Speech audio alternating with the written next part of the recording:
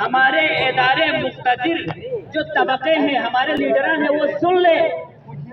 معصوم علیہ السلام نے فرمایا ہے کہ یا تم عالم بن جاؤ، نہیں تو طالب علم بن جاؤ، نہیں تو طالب علموں سے محبت کرنے والے بن جاؤ۔ لیکن ہمیں لگتا ہے کہ اب طالب علموں سے محبت کرنے والے نہیں ہیں۔ ہم نے بلتستان کی تاریخ اٹھا کر گروہ سے چھڑا کر اپنے آپ کو آزاد کروا کر پاکستان کے ساتھ ہم نے اپنا الحاق کیا۔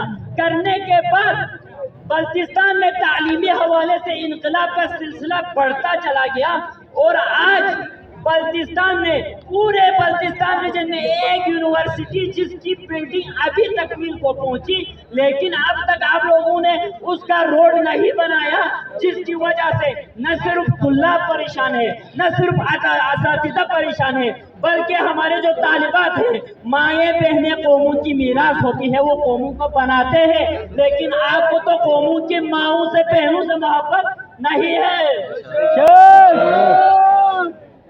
آپ اپنے اداؤں پہ ذرا غور کریں،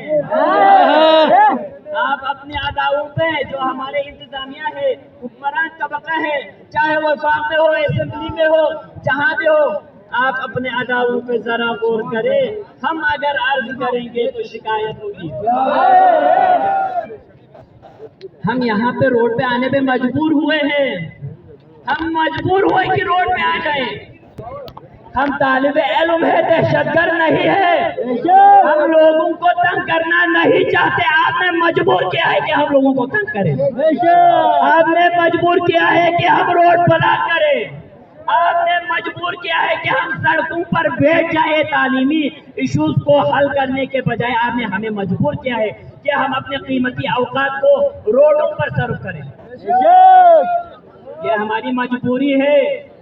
ہونے کی صورت میں اگر روڈ نہیں بنے گا، طالب علموں کو، طلاب کو، طالبات کو جو بھی مسائل درپیش ہوں گے، اگر آپ لوگوں نے یہ روڈ نہیں بنایا، اگر اس پر عمل درآمد نہیں ہوا، تو پورے بلتستان سے، ہر گلی کوچے سے طالب علم نکلیں گے، پھر آپ لوگوں کو گزرنے کا راستہ نہیں ملے گا،